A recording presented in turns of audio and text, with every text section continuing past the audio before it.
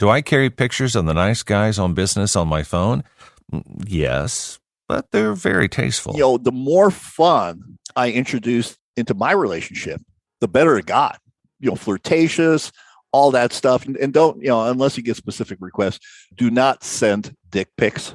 I don't know why people think that's like really sexy to send dick pics. Women generally do not react well to that. That's for sure a way not to get laid. Excuse me, would the more attractive of the nice guys please step forward? I'll have what the nice guys on business are having. Go from where you are now to where you could be. Get expert tips to grow your business, to be more productive and more efficient, whether you're trying to build influence, grow your community, or make it rain.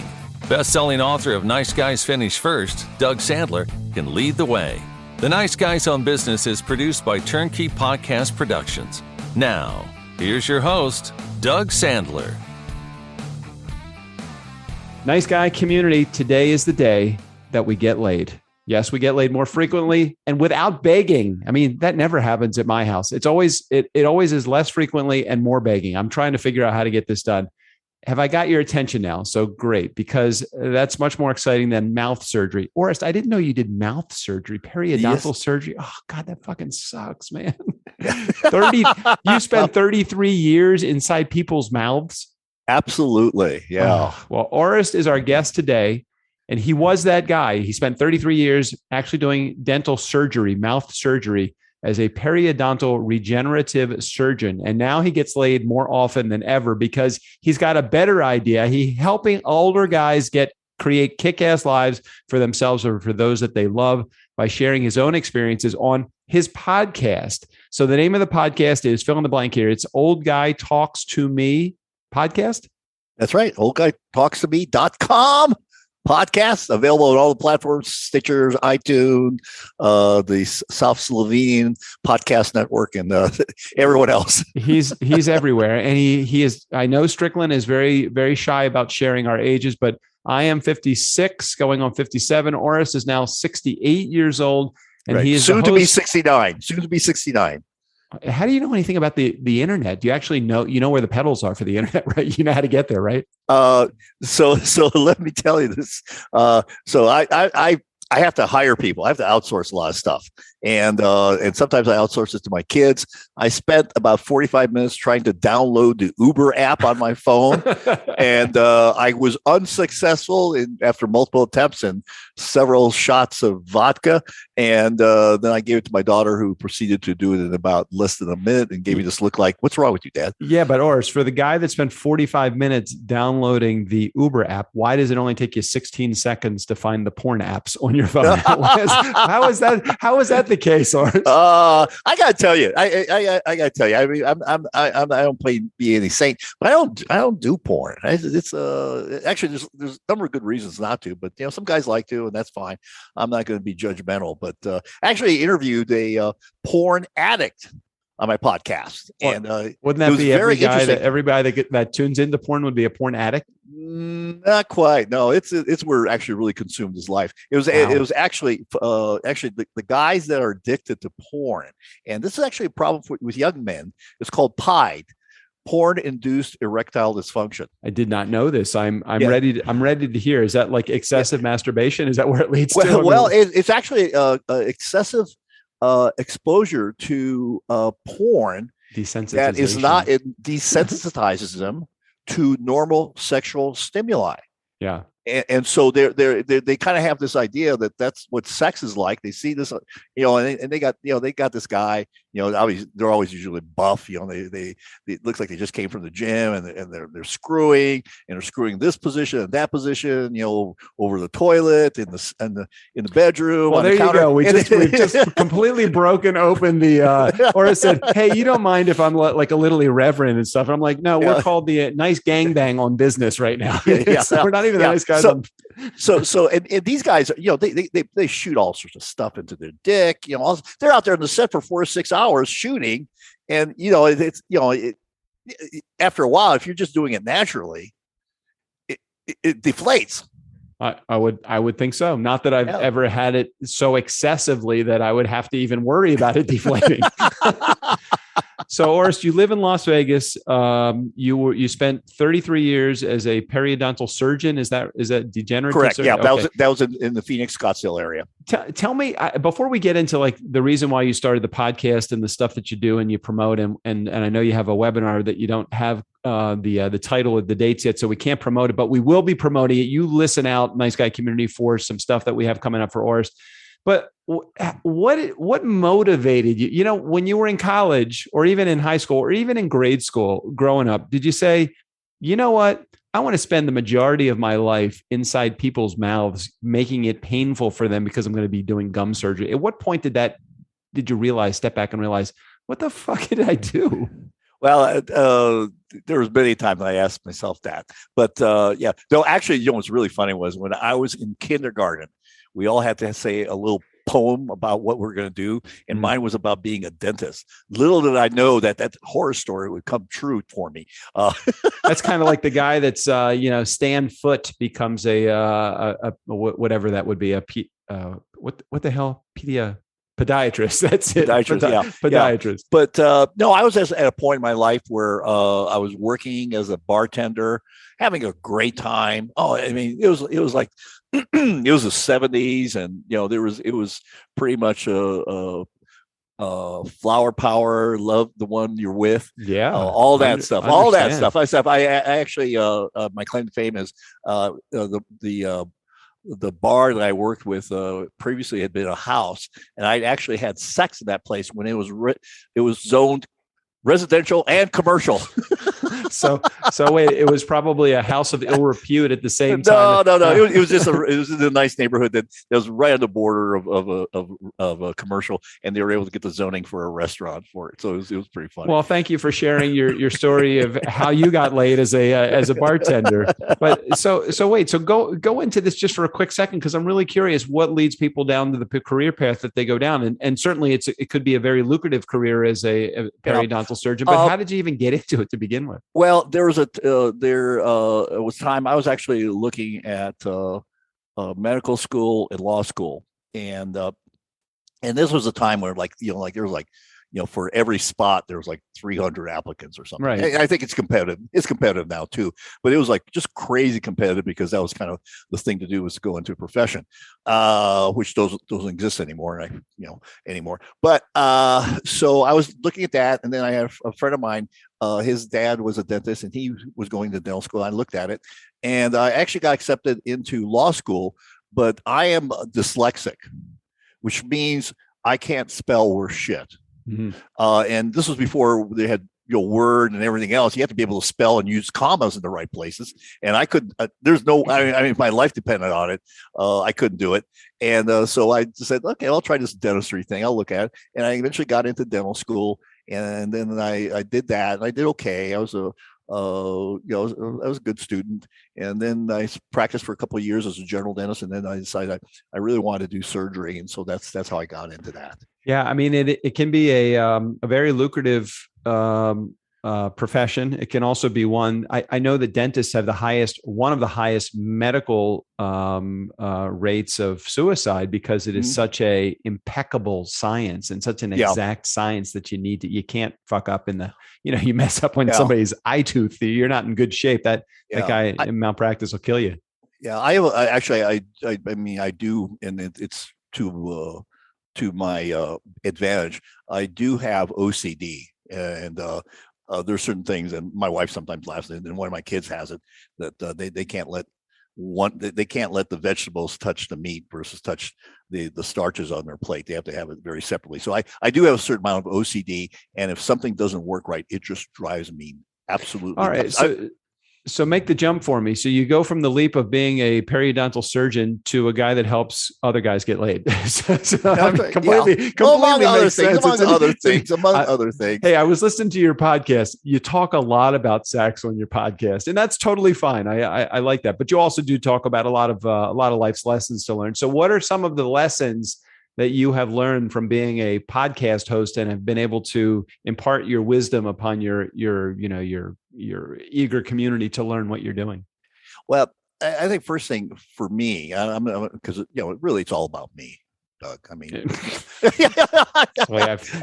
least somebody else feels the way I do too. It's all about me also. And I do. I'm a self-proclaimed attention whore.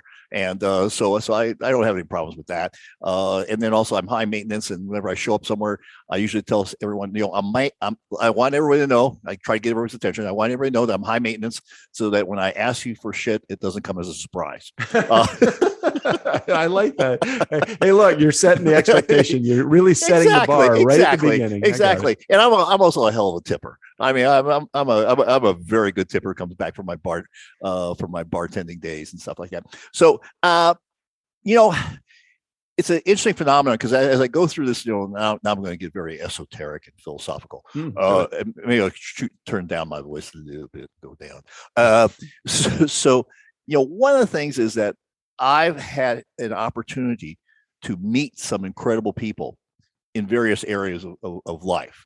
About 25 years ago, I got a little bit into the anti-aging space. They call it functional medicine now. Mm-hmm. And I was able to work things in that area in terms of to improve my health, my long-term health, and my vibrancy. Mm-hmm. And so I've had an opportunity through this vehicle called my podcast to interview people that on most occasions would have absolutely no reason to talk to me. I hear you, man. I totally hear you. We get people on this show all the time. And I'm like, you would never fucking talk to me if I was just on the street. I like you, but I'm irritated with you because, damn it, you never would have spoken to me had we just met on the street. Yeah. I mean, I've been fortunate to have people that have been on Tim Ferriss multiple times, on Joe Rogan. I've got to interview Forrest Griffin, the UFC first light heavyweight champion. All sorts of stuff. And I have conversations with people about stuff that really matters in terms of your health, mm-hmm. your relationships, and the things that are going around. I've had conversations on end of life conversations, and I've had conversations with about hot sex, just all over the place. And they're all fun. We even the end of life conversations are funny. But I always bring a sense of humor to whatever I do. Maybe inappropriate, but I'm too old to give a shit anymore. Hey, listen, Strick and I understand about it. We had a client one time, and thank you, by the way, Orest. You are a turnkey client, and we appreciate your production business. You've only given us 2 episodes so far, so we haven't fucked it up too badly for you. I hope so far. Well, actually, you've had more than that, but. Oh, all right. Okay. All right. Well, yeah, Strickland and the team would know all of this stuff. So I've only seen 2 on the production board. So I want to spend a moment talking about some of the tips that you give on your show, because I want people to understand, it isn't just about how to get laid. It is about how to extend life, how to be healthier, how to be more attractive to the opposite sex, all of that good stuff. Give us a health tip that you have figured out. Functional medicine, amazing, because talk about the holistic approach to extending your life without medication and without invasive surgery and all of that stuff. Talk about something that someone could do that's in our community that would help them with their health. I mean, you are a positive guy. You're a 68 years young guy, almost 69, I think you said.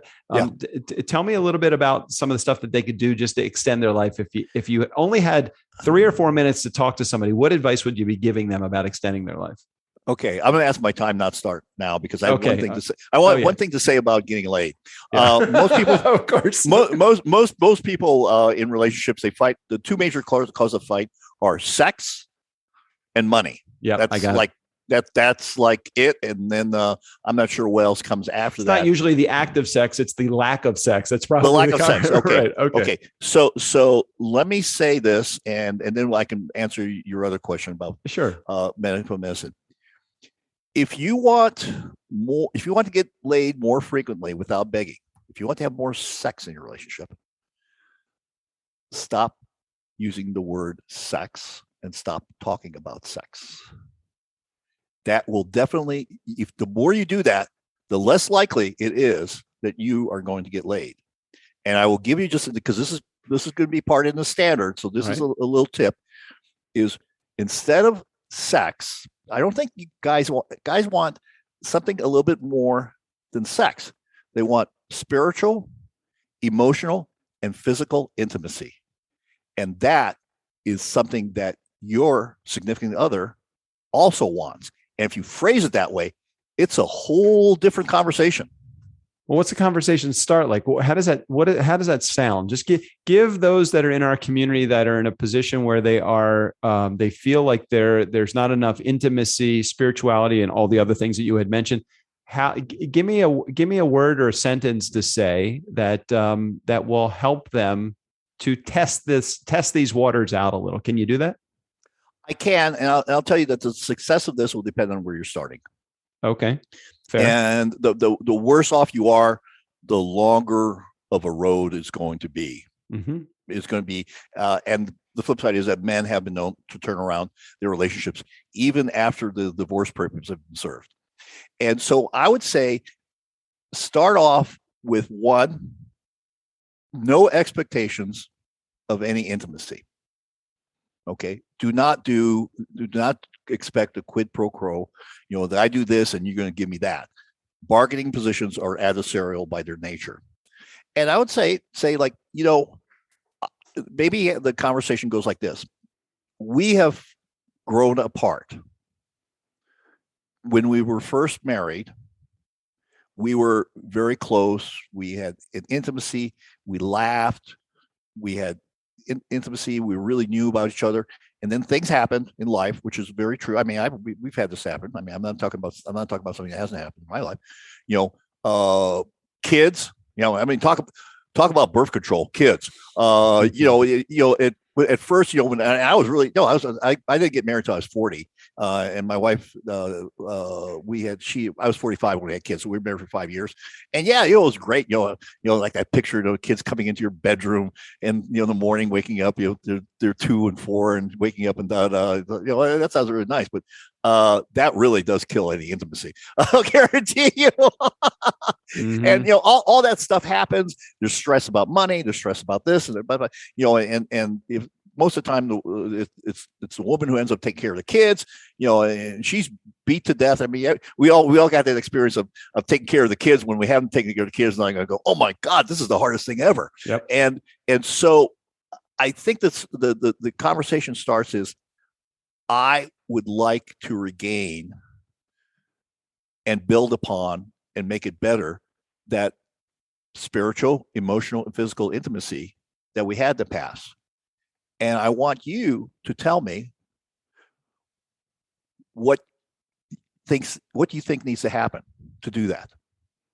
And you start that off in a conversation. Do not have this conversation after you've been drunk. Okay. This is not a alcohol induced conversation as you're slurring your words. Okay. This is a conversation that you have. I mean, you can have a glass of wine, you have a cocktail, whatever, that's not, I'm saying, but if you've had like 4 or 5 drinks, this is not the time to have this conversation. Right. Okay. So I think you started from that perspective, in terms of you are looking to regain something that used to be in your life okay. So is that a fair answer about how you? Absolutely. Look, guys, we got to be mature about this. We can't handle this like we're a high schooler and just begging for sex, or, I get a little bit antsy when I haven't had it in a few weeks. That's not the way to really start the conversation. Yeah. I do love that. I do love the real approach, but you got to be real and you got to man up on this conversation. You got to be prepared for the answer, and you got to be prepared to do what needs to be done on the other side of it, because it's not like you're just going to say it and she may give you an answer and you may not even want to hear the answer. You don't care. You're just like, oh, well, Orest said this is what I need to say in order to get laid. So now I'm ready for action. Just doesn't happen that way. Well, yeah, exactly. It's not a quid pro quo. And it's depending on where you're starting. Some people have a good sex life. They want to go to great. And some people are in a sexless marriage. They'd be happy with once a month. Right. So it's really about where you're starting. But the other thing is that in relationships, people have stopped oftentimes being fun. And again, I'm not talking about stuff that I haven't done. I mean, I there were times in my life that was really dark. I mean, dark. So dark I didn't like myself. But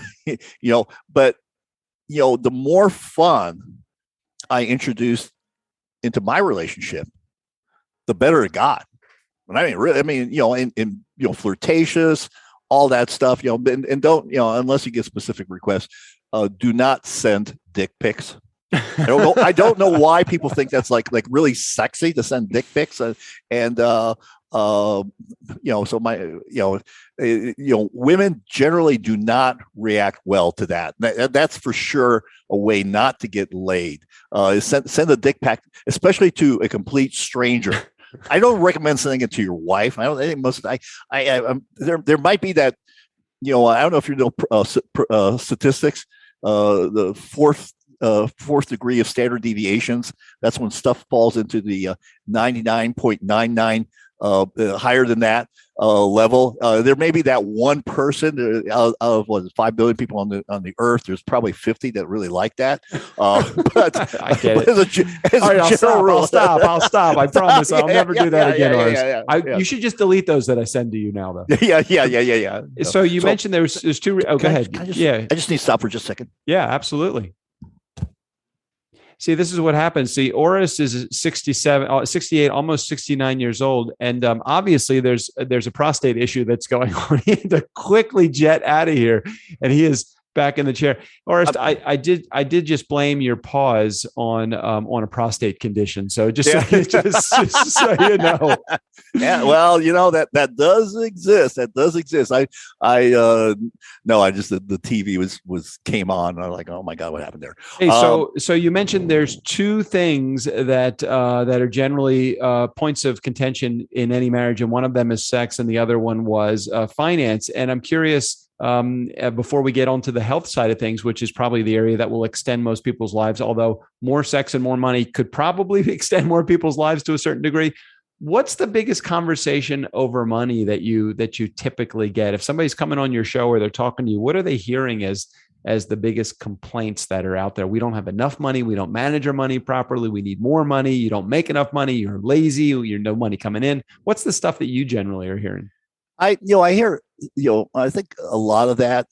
And again, this starts off with having an honest conversation about where you are, and there are times that, I've been flush, and there are times that I've been praying that credit card clears. Mm-hmm. It's a $40 bill at some little pub, I got a hamburger and a beer, and just like, oh my God, please let this credit card clear, please, because I got no other options. So I totally get it. I've been through the savings and loan crisis in the 80s, .com boom, the real estate crisis in 2000.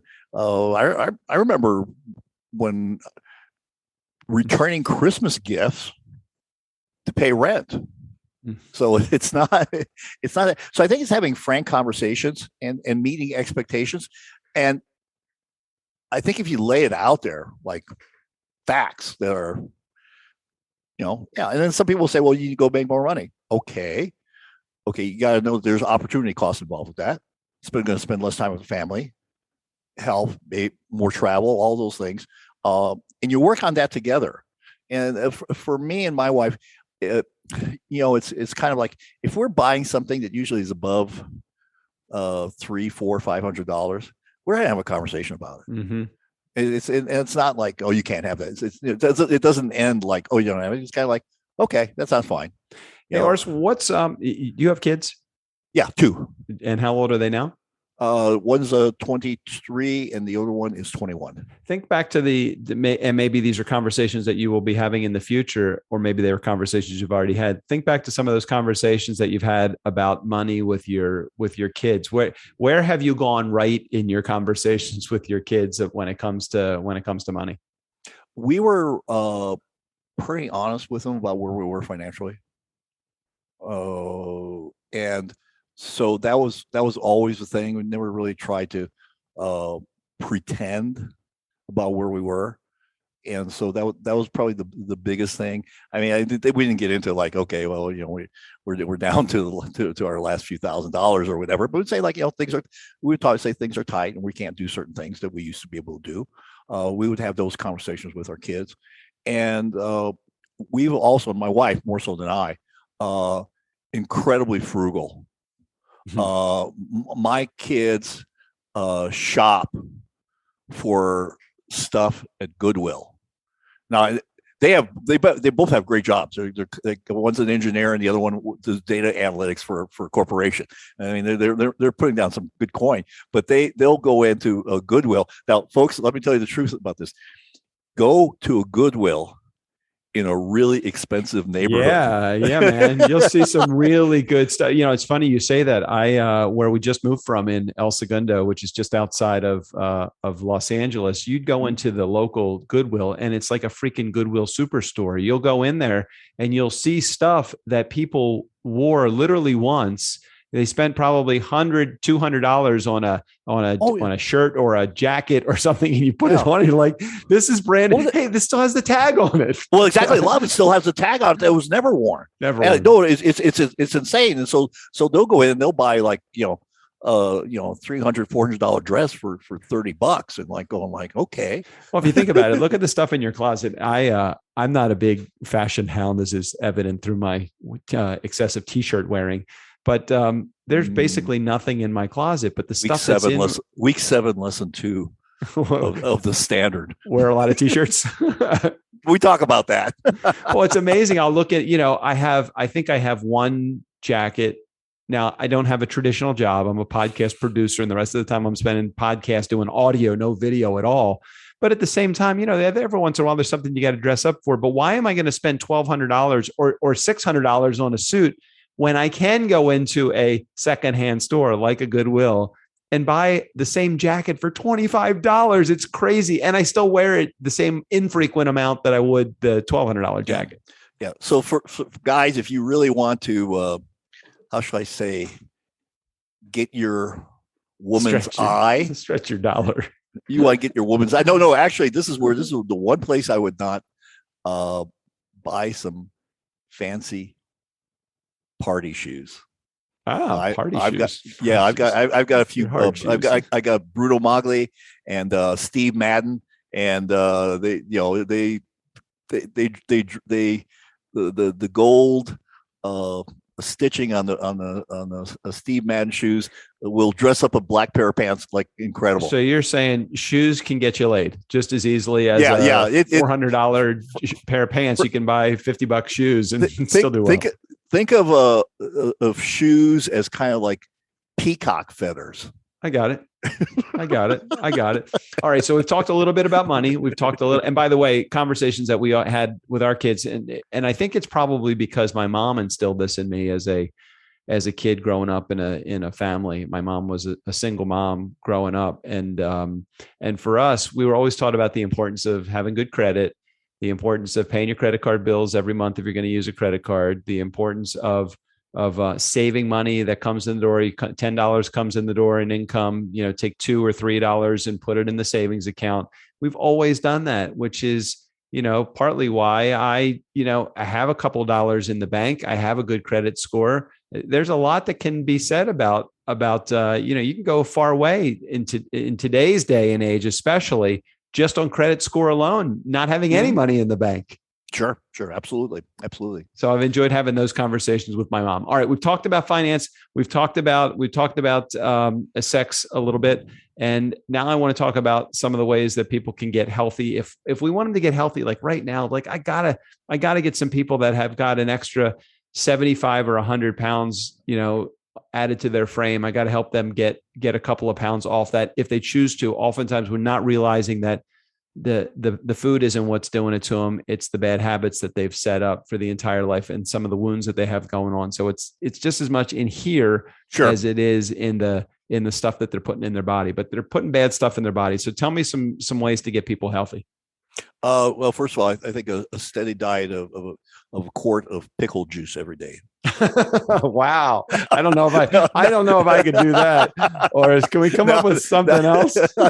Yeah. No, so for those of you without a sense of humor, that was a joke. The elixir that they use when you're about to go in to get a colonoscopy. Well, that if you drink that every day, you're going to be doing just great because you will shit out everything. God. Yeah. I've done that. So I'm sorry, you told me earlier. How old are you, Doug? I'm 50. Let's see. I was born in 64. I was 56 last year, so I'm 57 this year. Okay. Sorry. All I right. had to do my timeline. So there's a couple of things, and actually, I interview a couple of people on my podcast, Dr. Keith Nichols, and then Scott Howell, and about this. And my personal journey is that my family runs fat. I mean, we just run fat. I've been ever since I was a kid. My tendency has been to be fat. I ate poorly, but I always ended up always being fat. Actually, Doug, this is a very interesting story. I was the envy of every girl in the 5th grade. Why is that? You were the envy of every girl. Every day. I was the first person in the 5th grade with boobs. Oh no. B cups they were. Yes, man boobs before I was a man. Hey, what we call that? What was that? This is Bob. Bob has bitch tits. yeah. So that was my childhood. Wow. B cups in 5th grade. They were impressive. That was good. Yeah. So we've always run fat in my family. And my mother was a diabetic, and we got other family members that are basically fat. I don't know if we can say that word still. I'm going to say it anyway because I don't give a shit. I'm too old. There's all these things about fat shaming and things like that. And so when I was, as I mentioned, I didn't get married till I was 40, and I was 45 when my wife had our first daughter. We had two daughters, and at that point, I was about 238 pounds. I looked like the Pillsbury Doughboy. My joints hurt. Everything hurt. I huffed and puffed and everything else. And I actually had done very well. I mean, in the past, I actually run marathons, things like that, but it was always like a up and down type of thing with me. And so I had a friend who was in the anti-aging space, and we were talking, and I had to make a decision. Was I going to be a grandfather, or was I going to be a father in my kid's life? Mm-hmm. Because there was thing. And so I disclose this fully. I have been on testosterone for over 25 years. Bioidentical or synthetic? Testosterone cypionate. So it's a bio. So it's and everything I do is by prescription. I just FYI, I don't do anything. I don't buy any shit from someone at the gym or anything like that. So everything I do is by prescription. And so when I did that and I started working out some more, my body really transformed in a lot of different ways, and in ways I did not really understand until I got further along this journey and had become more knowledgeable about testosterone. Testosterone is what makes a man a man. It's as simple as that.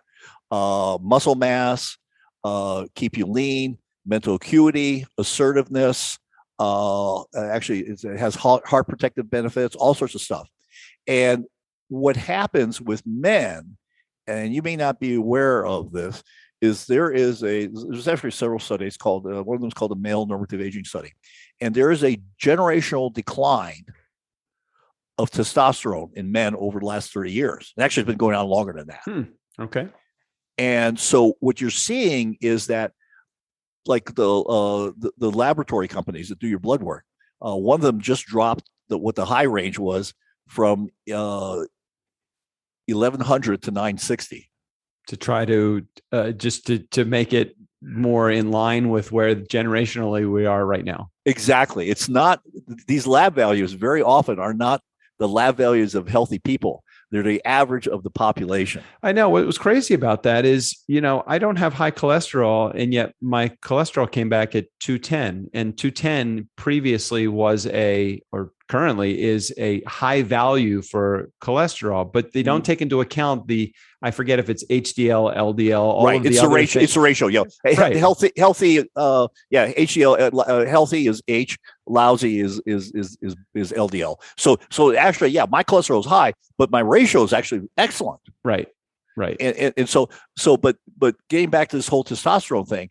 So I I encourage men, and I said I did an interview with Keith Nichols, probably one of the more knowledgeable doctors that prescribes testosterone, and Scott Howell, who is a PhD MD. He's actually an androgen expert. He actually recently helped write a position paper for the World Powerlifting. I'm sorry, the USA Powerlifting Association on trans athletes, which was very interesting. Actually, I interviewed him on that, and so it is with the decline. It is so important for your mental attitude, and I know that I would not have the good mental attitude that I do if I wasn't on testosterone. And I can share a story with you about that in a minute. But what it is just so important to your attitude. It's so important about how you perceive the world and how you see yourself in terms of this. What are because I've had many people have shared with me the benefits of it, and I've hesitated to do it and for no other reason other than not knowing what the potential side effects are from having the. All right. I would encourage you to read my friend's book. I interviewed him, Jay Campbell, Testosterone Optimization Bible, and also there is a position paper in 2019 written by the Mayo Clinic about testosterone and heart cardiac health, and they basically say there's like no effect from taking exogenous or having testosterone levels. So there's lots of myths out there about stuff, lots of old urban legends that they're not true. Testosterone does not give you, and again, I'm not a physician, so this is information only. You will have different results. As my disclaimer, my IP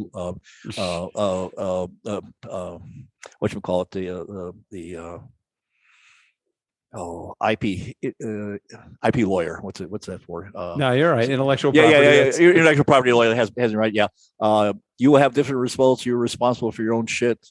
And the guys, I'm not a socialist weasel, so I may be promoting stuff, which I. Well, that's all right. And just so everybody knows the legitimacy of this, Jay Campbell's been in the business for a long time. You know Jay? I know Jay only because he was a guest on the show, episode number 723, August 17th, 2018. So over 3 years ago, or just about 3 years ago. Oh yeah. He's a great guy.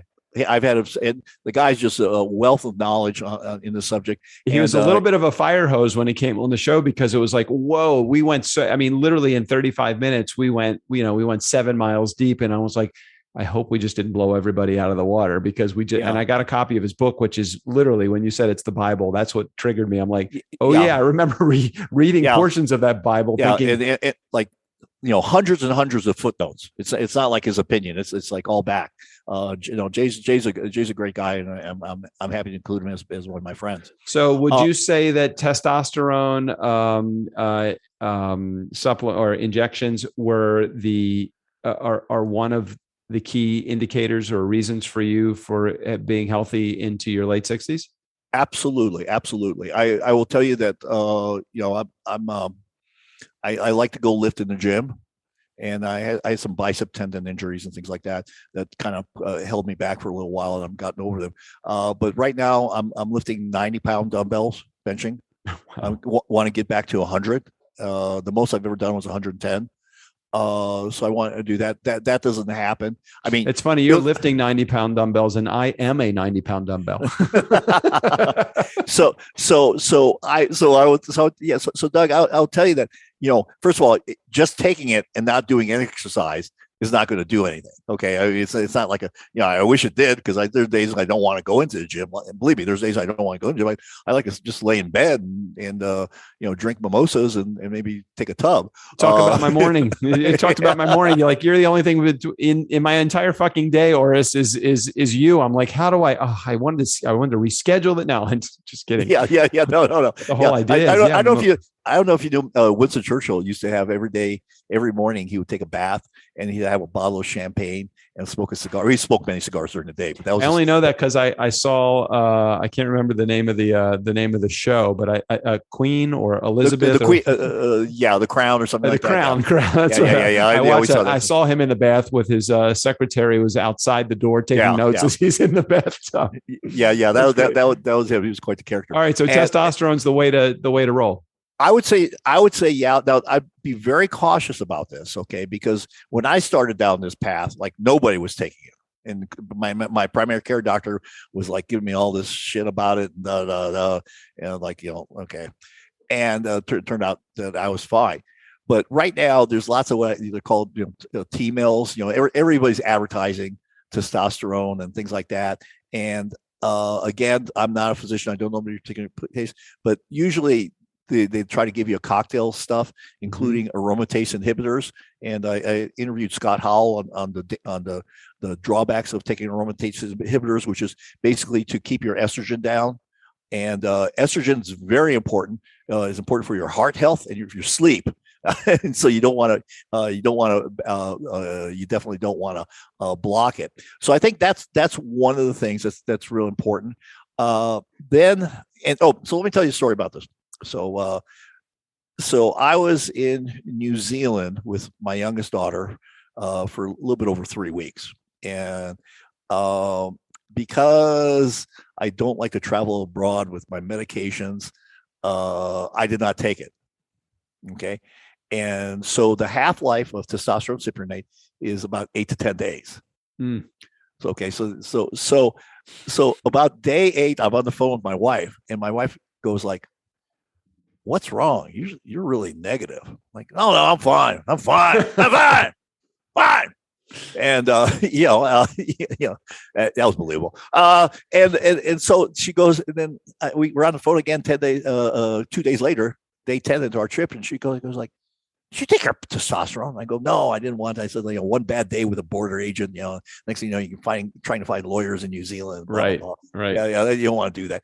And she said, "Wow," she was really pretty amazing. And so just in that short little time, it really affected my mood, my temperament. And so, it is, and I have friends that will tell you the same thing, that when they get off of it, they become sullen, they become depressed, they become shadows of the person that they used to be when they were on it. And men that have been on testosterone optimization, as mentioned, done the way that Jay talks about, and Keith Nichols, and the physician I interviewed, because we go really into the weeds, much like you would end up with Jay. We really talk about this stuff, and so it's an interesting phenomenon in that regard, and it is relatively inexpensive. And the challenge is that, like, if you try to do this with your primary care doctor, it ain't going to work. They are into the laboratory ranges, Right? Okay, they will not give you enough to make a difference. Yeah, I've approached this idea with a functional medicine physician, and they love the idea. And a lot of the physicians, Western practicing physicians, do not agree with this philosophy. It's more of a healthcare, rather, or it's more sick care than it is healthcare. Oh yeah, or exactly. Preventative. And Jay talks a lot about that. Yeah, it's like, well, I have 2 sets of doctors. I have my functional anti-aging doctors, and I got my disease doctors. I mean, if I got a problem with my kidney, or I break a leg or something like that, well, my functional doctor is not going to be. That's Right, not my. right. That's not where I'm going. But so I had a cardiologist. And he was a very famous cardiologist in Phoenix. And he walked in, and I'm going like, I looked at him, I'm going like, well, I'm not taking any health advice from you.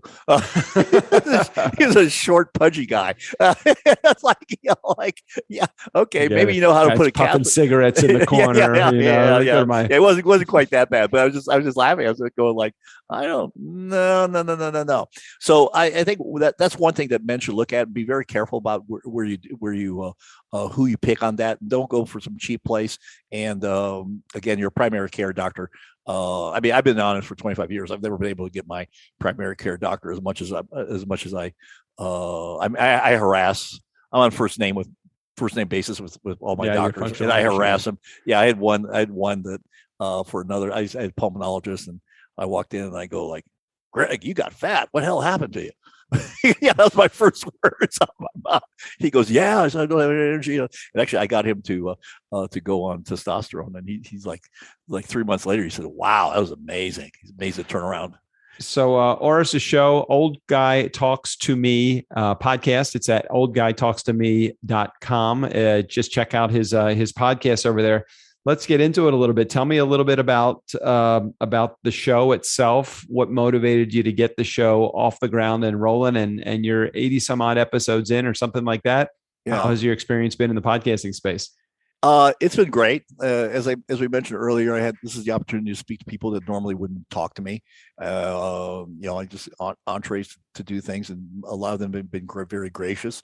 A lot of it has to do out of the fact that I've kind of, through trial and error, and I do mean error, I've learned a lot, and I've also, because of people like Jay and others, I've been exposed to people at the cutting edge of the tip in terms of even stem cells or peptides, which is something you're going to be hearing about. I've interviewed experts in that area, so you're going to be hearing about that. So it's an opportunity for me to share that knowledge with other people that I've gotten, and it's not just knowledge, but what I want to call knowledge in action, because just gathering knowledge is actually pointless. You have to take the knowledge and put it into action in order for it to be worth any while. And we've all done. I mean, I've all done. Yeah, we've all gone to the seminar. You got the manual. You got all your notes. You took it all, and you get home Sunday and Monday.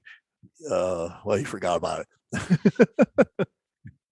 So knowledge and action equals power. So it's really about that. And for me, it's also a way to have fun. By doing things and going out there and trying things. As I said, I got to interview Forrest Griffin, and actually had a chance to train with him at the UFC training center here in Las Vegas. And, that's amazing. Yeah. Well, I use the word train relatively liberally because we were not being put through the paces that anyone that goes into the ring being doing. We had the over 60 training program. I always talk to my clients as we start the training process, if they're launching with us and just trying to understand and get their head around the whole podcasting space. I always talk about the hidden gifts that you get from podcasting, the stuff that you never expected to get when you got into it. And, right. And sometimes, the normal stuff is, hey, every once in a while I'll pull a client from my community, or I'll have somebody in the guest seat that will buy something from me. But for me, the hidden gift is the relationships that I've had a chance to make through that guest seat, and through the people that have become fans of the show and admirers, me becoming an admirer of them because they're amazing people. There's tons of people that are in our community that we actually have built relationships with, and it's great. Have you had similar experience? And if so, what's the stuff that you pull away from your hidden gifts? One of the things is it's I would say with a good number of them. I mean, with some of them, it's been kind of a one-off, and you're done. But there are others that I interviewed. Scott Hall, the androgen expert and the PhD, and he and I interact on stuff all the time. And actually, I think I may have mentioned he was a consultant for the USA Powerlifting Association and writing their paper on trans athletes, and he's actually working on with some. He's actually reaching out to the Olympic Committee because they just changed their rules, and the science that he is talking about is it's facts. It has no agenda. Right. It is factual. It's like, okay, these are the facts. You may not like where these facts take you, but these are the facts. Another real guy who's become a really good friend of mine. We actually have cigars. He's here in Las Vegas. His name is Randy Sutton. He runs an organization called the Wounded Blue, which I was shocked the first time I heard Randy speak. It was that a lot of police officers, especially in these smaller municipalities, the big cities, they got the big unions, all that stuff covering their back, but they're left for roadkill. I mean, they're like no benefits. Your medical bills are your own. So it's a very tragic story. So Randy, I get together with Randy about once a month, maybe sometimes a little bit more. Well, we have cigars. We have a little group of people that we have cigars with, and I can reach out to a lot of people. Dom DeGustino. I don't know if you're familiar with him. Dom's been on Tim Ferriss and Joe Rogan. So he's probably the world's one of the world's top ketosis experts. He works with Navy SEALs. He's working on some sort of really weird project. They sent me an email about it. I have to take a look at it and part of it also with Dom. And actually, I'm going to be interviewing his wife. I got his wife's bio. I did not understand the words in the bio. She's a PhD of stuff that a science PhD of stuff that I don't even know. I didn't, I have to go look up the words and see what they mean. But they're it's those type of things. So it's kind of continual. And it's not like being a stalker. I get you. I get it. But you're everyone, or if you see something that's of interest to someone, you like I'm going to the one of my people I interview is Bill Seeds. He's an orthopedic surgeon. He's also the president of the International Society of Peptide Management. They're having a meeting here in Las Vegas in a few weeks, and I'm going to be this is advantage, folks. This is advantage being podcast. I'm getting a press pass. Well, and you should. This is cool. I mean, I have had the opportunity to go some places that I never would have gone to. And actually, I also another gentleman I met. He is hired for the CES. Are you familiar with CES? Yeah, absolutely. Yeah. You're talking about the computer electronics, whatever show. Yeah. So he is hired by them to do. He's a podcaster also, and he's hired by them to do 6 days to do continual interviews there at the show. Yeah. Good, so I bet. Yeah. So like I said, you get to meet people that normally would have no good reason to talk to you. And so at a time when most 60-plus-year-olds are just thinking about slowing down, you're actually putting your foot on the gas pedal. But I would imagine, and correct me if I'm wrong, I would imagine that this does not feel like work to you. I mean, you obviously enjoy this. Where are you heading with it, and what do you hope to get from it at this stage in your career? Well, I'm gonna challenge that a little bit, because even if you like something, there are days that you don't want to do it. There's, it's, I enjoy it, but there are days like, oh shit, I don't want to do the show prep. I don't want to write the notes. I don't want to do that. It's kind of like whining about my first world problems. I got to get out of bed and sit at my desk for an hour and have this conversation with somebody. Damn it. Yeah. So that's the thing. It's just about being vibrant, being interesting, and enjoying yourself. It's really a big kick to be able to do that, and that's what keeps me going. Also, the fact that I know that when I interview people, that a lot of things people never know about. People don't know about generational decline of testosterone. They don't actually. What they don't know about is what's going on with sperm counts in the United States. No, I'm afraid to ask. Yeah. Well, according to a study by Hebrew University, sperm counts have dropped by 50% in the last 30 years. You're talking about my brethren now. Be very careful. Yeah, well, it's a problem for our kids because sperm banks are having a hard time finding donors that have sperm in sufficient enough volume or quantity per volume to donate. And there's a study out of Hebrew University, and this is not like some sort of tinfoil hat shit. This is in the American Journal of Physiology. This is like it's a highly reviewed journal.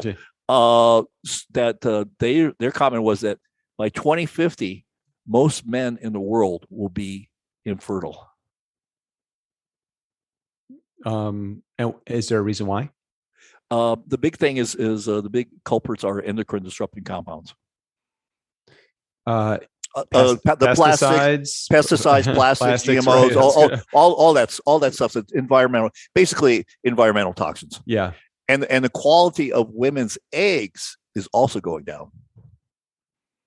Well, we were at 2.3 billion, I think, in the 60s, and I think we're at 5 billion people now, right? So this is our form of genocide. It's self-genocide. Well, there's certain countries, especially like in Europe, where the birth rate is not keeping up with the death rate. I think Italy. I think it's also true in Japan. It's true in a lot of countries where the birth rate is not keeping up with the death rate. And it would almost be if it was. It's actually if it was not, and statistically, of course, people say, "Oh, he's a racist," whatever. Fuck you. The facts are the facts. If it was not for birth rate among Hispanics in the United States, we would be on a downward trend too. And by the way, if you ever want to watch a really funny movie, Idiocracy. Really? Okay. Oh, it's hilarious. It's a guy who is in an experiment, and he gets put into a time capsule, and he wakes up 200. He's like a double-digit IQ, and he wakes up 200 years later, and he's literally the smartest man in the world. Luke Wilson, Maya Rudolph, Terry Crews, Dax Shepard, David Herman, and Andrew Wilson in the movie called Idiocracy. It was a 2006 sci-fi comedy release. You can catch it on. It's a cult classic. Let's see. It's not available on Netflix in America right now. Let me see if it's on Hulu. It doesn't look like it's streaming on Hulu either, but you can check it out. You can check it out on here. I'll put a link into the show notes just so that you can see what it's all about. I'll put the wiki in there as we bought it as well. But yeah, you could of course. That was a long time ago. There. Yeah. Okay. It's now in the show notes. I try to do all my show notes right as I'm doing the show, Orest. It creates a lot less of a bottleneck, because normally, I don't know about you, I'm usually the bottleneck in everything going on in my life, with the people around me. So one thing more streamlined in my life now. Yeah. Well, I can't type. So, that's another thing. At some point go like, I should learn how to type. And I'm going like, so before we head out of here, Orest, so I mentioned at the top of the show that you're going to, at some point, have a webinar put together that we're going to promote. Just tease it a little bit. What is any idea about the subject matter of the webinar coming out? It's the webinar is about 80-90% done. And the tweaking is a lot of work. So many men, especially Generation X men, have lost their passion for their dreams, their lives. Between everything that's gone on, from COVID to the stock market crash, to the real estate crash, kids, being the sandwich generation, taking care of parents and kids at the same time, all of that. Many men have lost what they really want. And what they want now is more likely than not different than what they wanted when they were in their 20s. As you move along, I have very different wants. There was a time I thought I wanted a Lamborghini. Well, I don't know. Well, actually, they're a pain in the ass. For what I turned, I think somebody told me in statistics most people only own a Lamborghini for 2 years or less. I mean, it'd be kind of nice, but not really. Strickland rented one when he was in Vegas. This is going back a decade ago, and it's fucking small. I mean, I'm 6'4", so for a guy like me, I can't even wind my lanky body into it. And I don't. It's too tight, way too tight. So what the standard, it's called the Standard Academy, is all about is helping men, one, identify where they are, two, help them identify what they want, also to identify why they want something. And Simon said got it backwards. First the what and then the why. Okay. And then the how. And we talk about lots about how you harness a lot of energy from different things, from different emotional states. And then we also spend a lot of time talking about how to be comfortable with yourself, how you pick people in your life.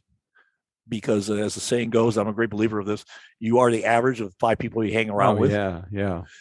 And so that's important. And then we have a whole section devoted to relationships and things that you can do. So is it going to be like an academy? Is it going to be one-on-one coaching, group coaching? What do you see the deliverable as?